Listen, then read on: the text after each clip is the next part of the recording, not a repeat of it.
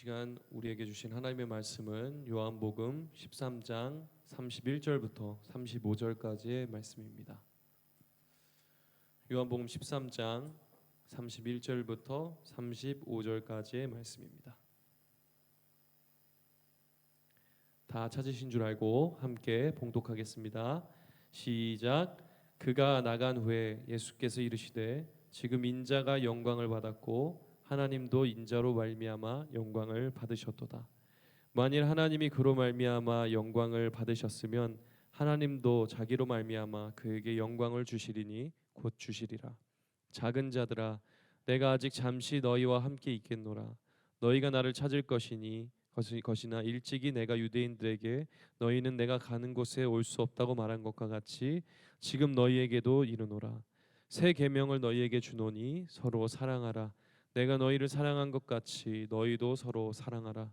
너희가 서로 사랑하면 이로써 모든 사람이 너희가 내 제자인 줄 알리라. 아멘. 아멘. 오늘 요한복음 13장 말씀 같이 묵상하겠습니다. 오늘 말씀을 보니까 이 새 계명을 주노라 하신 이 상황이 어떤 상황인가 하면 예수님께서 제자들과 마지막 만찬을 마치시고 그리고 나서 가룟 유다가 예수님을 팔 줄을 아시고 내가 해야 할 일을 속히 하라 이렇게 얘기를 해서 유다가 예수님을 팔기 위하여 밖으로 나간 후에 11 제자를 앞에 앉혀놓고 하신 말씀이에요. 이 말씀은 주님 안에서 부르심 받은 정말 주님께 헌신된 11 제자를 향한 말씀이고, 그래서 이 말씀이 제자들에게는 예수님의 유언과 같은 말씀이기 때문에 이 말씀이 제자들에게 얼마나 깊이 각인되고 새겨졌을지 여러분 이해하시면서 이 말씀을 들어야 됩니다. 단순히 구약에는 모세가 하나님께 받은 율법이 있고 신약에는 예수님이 주신 새 계명이 있다 이런 차원이 아니라 예수님이 제자들에게 줄 수 있는 최고의 가르침을 마지막 유언처럼 들려주신 말씀이다 이렇게 생각하고 이 말씀을 우리가 가슴에 채워야 됩니다. 오늘 말씀을 보면 31절에 인자가 영광을 받았고 하나님도 인자로 말미암아 영광을 받으셨도다고 했어요. 예수님이 받으신 영광이 뭘까요? 인자는 예수님 자신을 가리키는 말인데 예수님이 받으신 영광은 하나님의 뜻을 온전히 받아들이고 수용하고 그 뜻대로 행해서 마침내 하나님이 이루시기 원하는 구원의 계획을 예수님이 완성하셨다는 거예요. 그래서 어떤 작품을 완성함으로써 거기서 오는 보람, 기쁨, 영광이에요. 거기서 나타나는 영광이죠. 그래서 구원 계획을 완성하심으로 인하여 받은 영광인데 완성하셨기 때문에 설계하신 분도 영광 받는 거예요. 그래서 완성된 걸 보면서 와, 이걸 누가 도대체 이렇게 설계한 거야? 그러면서 설계자이신 하나님을 바라보며 하나님의 영광 받으시게 되는 것이죠. 바르셀로나에 가면 유명한 건축가 한 분이 있습니다. 가우디라고 하는 분인데 안토니 가우디가 너무나도 멋진 그리고 독특한 건축물들을 많이 설계하시고 또 건축하셨기 때문에 바르셀로나는 일명 가우디 투어라는 것도 있어요. 가우디 작품들만 쭉 다니는 거죠. 가우디의 작품 중에 정말 위대한 작품은 두말할 것 없이 사그라다 파밀리아 성당일 것입니다. 그 성당은 아직도 건축 중인데요. 기쁘게도 2026년에 최종 완공될 것 같다고 하니까 2026년에 여러분 꼭 가우디 성당 사그라다 파밀리아 가보시길 바랍니다. 일생에 꼭 한 번은 보셔야 할 위대한 건축물이죠. 건축이 완성되기도 전에 이미 유네스코 세계문화유산에 등록이 됐으니까 얼마나 대단합니까? 저는 한쪽 지붕이 열려 있을 때 가서 보았습니다. 그 장엄한 풍경, 그 아름다운 건축물 앞에서 압도당하는 느낌이 들었고 도대체 가우디가 누구이길래 이런 건축물을 설계했단 말인가? 가우디는 자기 생전에 그 건축물이 완공되지 못할 줄 알았어요. 그래서 자기가 죽고 나서도 이 건축 설계가 그대로 유지돼서 자기가 설계한 대로 건축되기를 바라서 각 부분들을 다 파트를 나눠서 자기 말고도 다른 사람도 이 설계를 이해할 수 있도록 조각조각을 내서 남겨 놓았죠. 그래서 오늘날 많은 건축가들이 가우디의 설계를 보고 공부를 해서 열심히 공부를 해서 그 남은 이 부분들을 건축하고 있다고 합니다. 가우디가 전체를 설계했기 때문에 조금이라도 가우디의 설계에 다른 부분을 집어넣으면 이 건축물이 무너질 수도 있기 때문에 정말 설계대로 건축하기 위해서 온 힘을 기울이고 있다고 해요. 그러니 이 건축물이 완공되면 가우디도 영광을 받고 설계한 사람도 영광을 받고 이 위대한 건축물을 완성시키는 데 참여한 모든 사람들이 그 영광과 기쁨을 함께 누리게 될 것입니다. 하나님은 우리 인생의 설계자입니다. 하나님은 우리가 이 땅에 생명을 가지고 태어날 때 우리 인생에 대하여 설계해 놓으셨습니다. 그래서 하나님은 우리에 대한 꿈이 있어요. 여러분이 태어났을 때 이미 하나님의 설계가 이렇게 그려져 있고, 그래서 그 설계에 따라서 여러분이 살 때 여러분의 삶이 가장 아름답고 완성도 있고 가장 큰 능력이 있는 거죠. 근데 우리는 우리 인생의 건축가예요. 우리는 그 하나님의 인생 설계를 따라서 아름답게 인생을 건축해 가고 있는 중입니다. 그러니까 여러분, 내가 살고 싶은 대로 살아서 내 인생이 멋져지는 게 아니에요. 나는 내 인생의 설계조차도 못하고 있어요. 그죠? 근데 하나님은 내 인생을 위한 최고의 설계를 해두셨다고요. 그러면 나는 어떻게 살아야 돼요? 하나님의 뜻을 알아야죠. 하나님의 인생 설계를 알아야죠.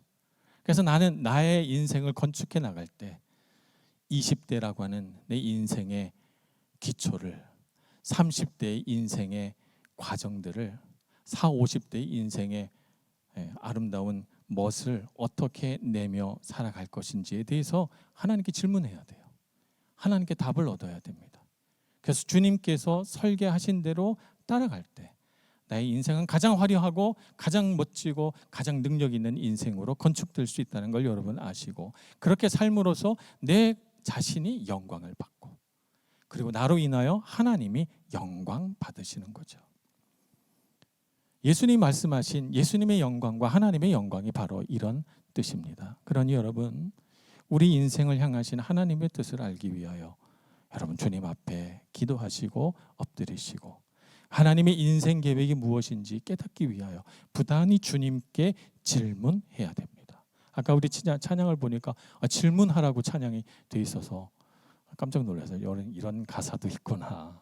주님을 향해 질문하는 것이 우리 인생입니다. 그래서 여러분은 가장 완벽한 인생 건축가가 되시길 축복합니다. 우리가 인생을 건축해 나갈 때 나만 내 인생을 건축하는 건 아니고요. 내 인생에 영향을 미치는 사람들이 있어요. 어떤 사람이냐면 내가 사랑하고 나를 사랑하는 사람들이에요. 사랑하는 사람만이 영향을 줄 수 있어요. 사랑하지 않는 건 우리에게 영향을 주지 못해요. 내가 사랑하기 때문에, 나를 사랑해 주기 때문에 나의 삶에 영향이 있는 거예요. 선한 영향이 있는 것이죠. 여기 밀라노에서 1시간 반 정도 가면 크레모나라고 하는 작은 마을이 있습니다. 이 마을이 유명한 까닭은 그 마을에서 위대한 장인들이 오랫동안 아름다운 현악기를 만들었기 때문이죠. 그래서 그 크레모나에는 아마티 가문, 과르넬리 가문, 또 스트라디바리우스라고 하는 그 위대한 장인들이 있었어요. 그래서 그 현악기 박물관이라고 하는 곳이 있는데 거기에 그 300년 이상 된 스트라디바리우스가 직접 만든 바이올린, 과르넬리 가문에서 만든 위대한 바이올린과 비올라 뭐 이런 것들이 전시돼 있죠. 악기라고 하는 것이 연주하지 않고 그냥 가만히 놔두면 악기가 나무도 틀어지고 선도 늘어지고 그렇게 되면서 악기가 원래 그 아름다운 음을 재생할 수 없게 됩니다. 그래서 안드레아 모스코니라고 하는 위대한 연주가가 매일 아침 이 현악기 박물관에 출근을 합니다. 1년에 일요일 딱 하루만 빼고 일주일 내내 매일 아침마다 출근해서 현악기 박물관으로 들어가서 그 위대한 작품들, 거장의 작품들을 꺼내서 아침마다 연주하는 거예요. 아무도 찾아오지 않는 이른 아침 고요한 박물관에서 정말 아름다운 선율이 울려 퍼지죠. 위대한 거장이 만든 악기를 위대한 음악가가 그 아무도 듣지 않는 곳에서 연주를 하는 거예요. 악기당 5분에서 10분 정도 연주를 합니다. 연주를 해서 다 세팅을 해놓고 또 다시 갖다 놓고, 모든 악기마다 그렇게 한 10여 종류의 엄청나게 값비싼 바이올린과 비올라들을 다 연주를 하고 났습니다. 저는 그 장면을 보지는 못했어요. 그러나 그 장면을 본 어떤 분이 책에 그 감동적인 이야기를 써놓은 것을 본 적이 있습니다.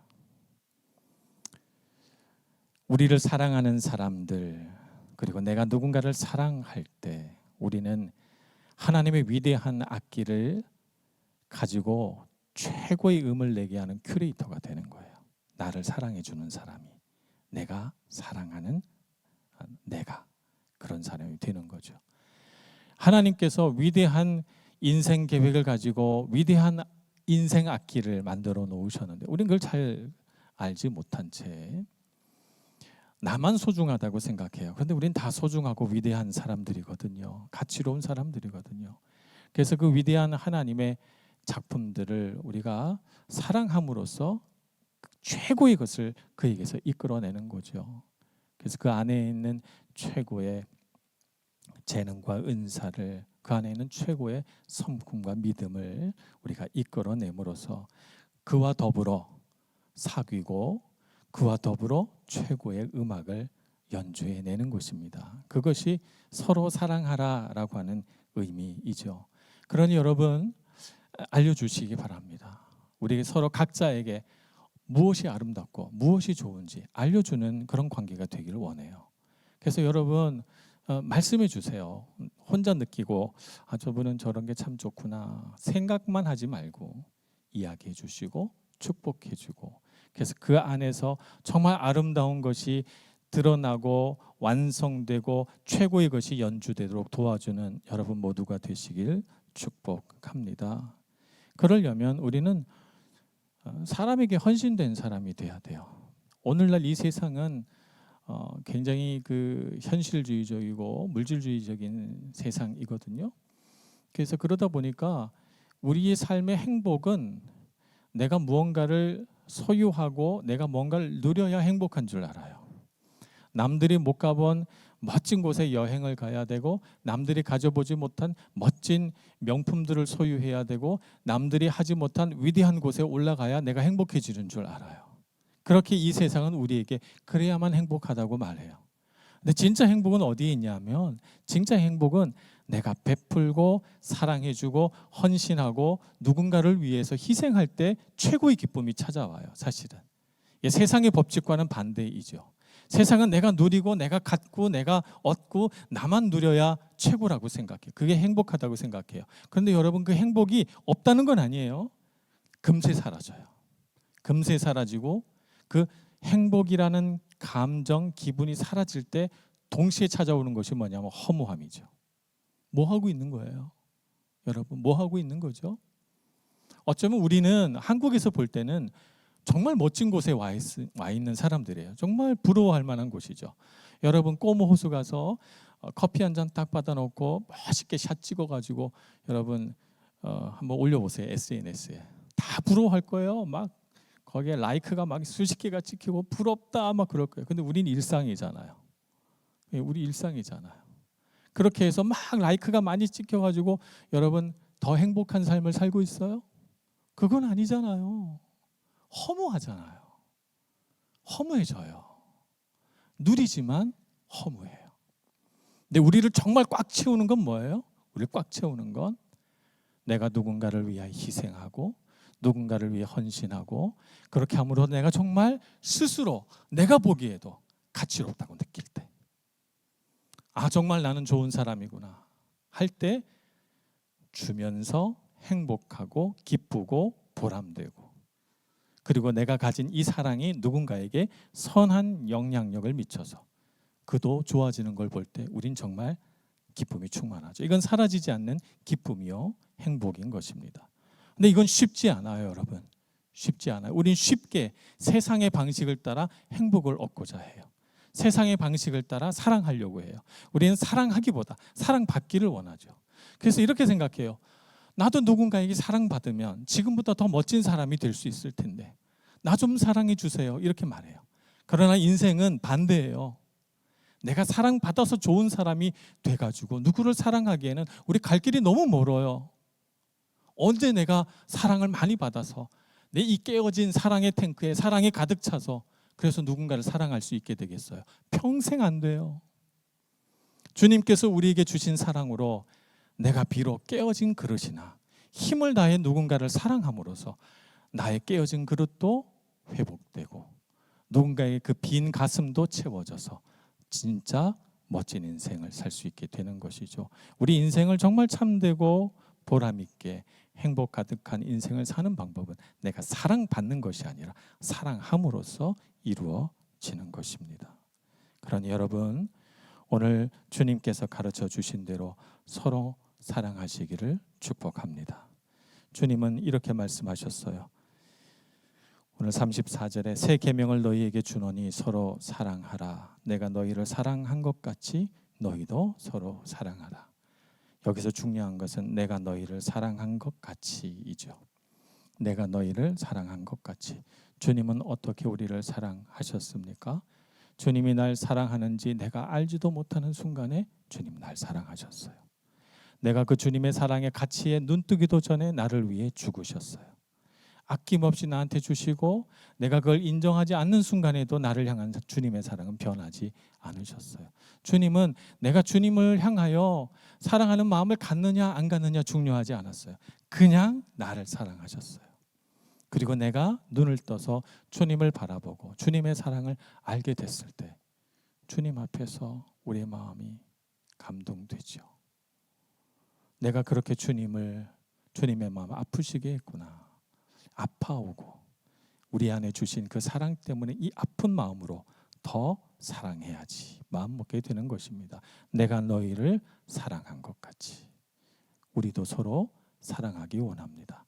저 사람이 나를 향해 한 걸음 다가오면 나도 한 걸음 가는 그런 사랑 말고 그 사람은 나의 사랑에 대해 알지도 못할 때 내가 먼저 한 걸음 두 걸음 다가가서 희생하고 섬기고 헌신하는 여러분들 되셔서 우리 청년 공동체 안에 참된 사랑이 참된 행복이 깃들어 있는 아름다운 공동체가 되기를 간절히 소원합니다. 기도하겠습니다. 주님, 우리 안에 주신 주님의 사랑에 감격하고 기뻐하며 주님을 바라봅니다. 사랑에 대하여 무지하고 사랑하며 살지 못했기에 어리석게 내 욕심 채우는 것이 사랑인 줄 알고 살았습니다. 주님, 이제 주님의 사랑을 알게 해 주옵소서.